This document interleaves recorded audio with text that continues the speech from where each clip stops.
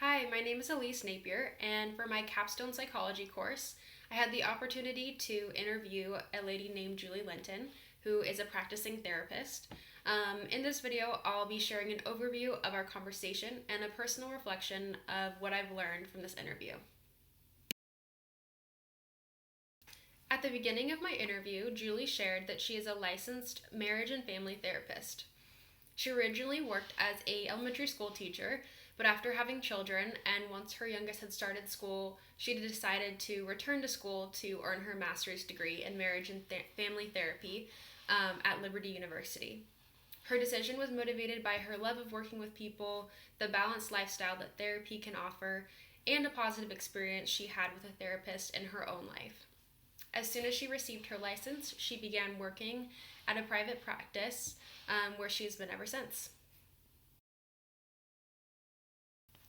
Julie described her job duties, which include scheduling, billing, and conducting therapy sessions.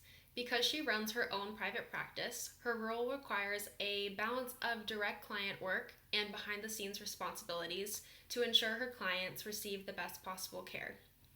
She also shared that about 60% of her sessions are conducted in person, while the other 40% are conducted virtually. This gives her the flexibility to meet a wide range of client needs. When I asked Julie what she finds most rewarding about her work, she explained that it's seeing people experience real change in their lives. Whether that means feeling less pain, becoming less weighed down, or simply more hopeful. She acknowledged that growth can sometimes be slow, but emphasized that every step forward makes the process worth it. Like many roles in the psychology field, Julie's work also comes with challenges. She explained that it can be emotionally exhausting to walk alongside people through their struggles, and this requires maintaining balance to avoid burnout. She also noted that when her own life feels difficult, it can be harder to show up fully for her clients. To manage this, she has built intentional habits into her routine, such as working out 4 times a week and keeping a consistent schedule that allows her to enjoy long weekends instead of booking sessions during those times. In addition, having a strong support system and open communication with her spouse has been key in helping her navigate the more difficult moments. To continue growing professionally, Julie explained that she completes about 20 hours of continuing education each year in order to maintain her license, and sometimes participates in week-long trainings to deepen her expertise. In addition, she's involved in therapist support groups, including a lunch every other month with local therapists, where they share their insights, recommend trainings, and support one another. Julie also stays current by subscribing to Psychology Today and regularly reads articles, tips, and uses book recommendations to help bring fresh perspectives into her practice. This ongoing commitment to growth allows her to provide the most effective support to her clients.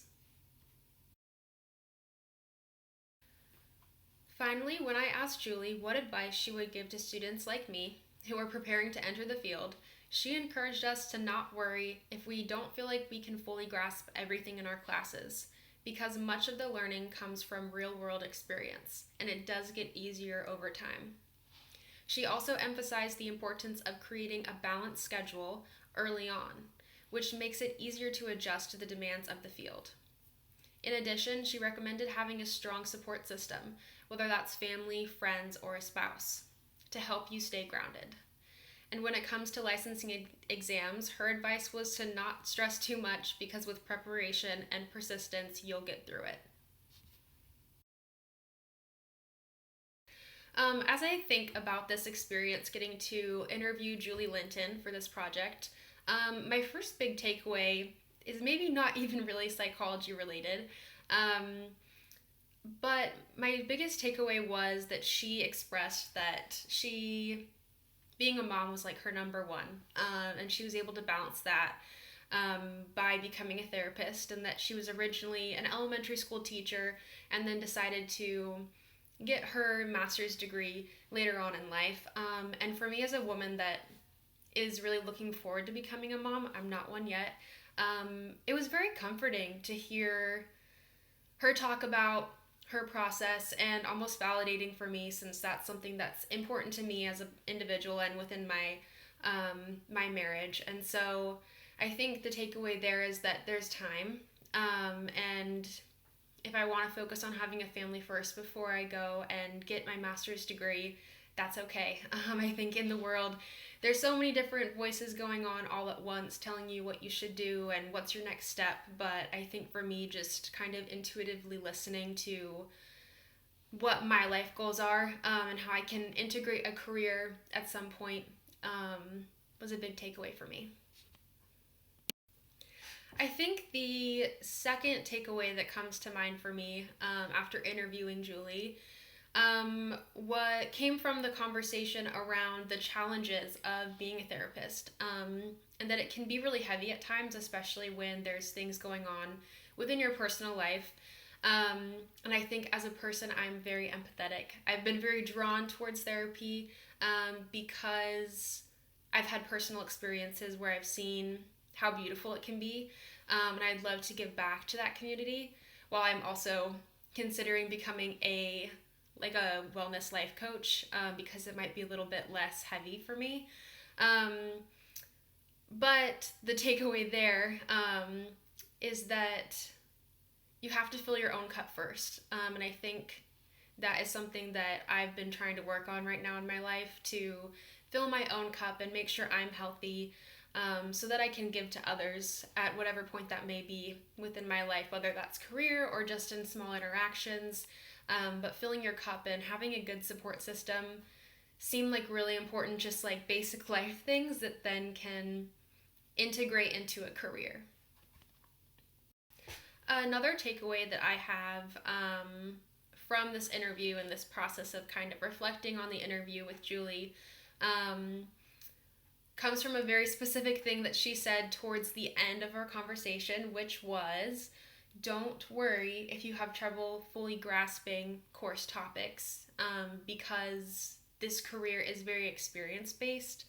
I think that was really insightful and helpful for me, to kind of be like, wow, I don't have to know everything all at once.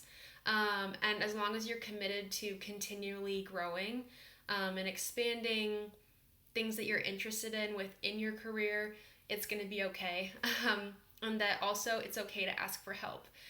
She mentioned so many times that it's important to have a good support system, to bounce ideas off of and learn from each other. And I think that's something that I'll definitely look for as I am pursuing a career within psychology or within coaching, and just kind of knowing that you don't have to do it alone. Finally, as my last takeaway from this interview, I was thinking back to our topic about what she finds fulfilling within her job. And she mentioned that, being able to see growth and change in people is really amazing. And being able to be a source of comfort that kind of decreases the pain of life or their experiences. And what I'm taking away from that portion of the conversation is that you should do something, within your career, or pick a career that brings you joy or that you feel passionately about, because there's going to be hard things and drawbacks to every career that you pick, but as long as you pick something that you resonate with, and that you can see the beauty in, is going to let you have longevity within that.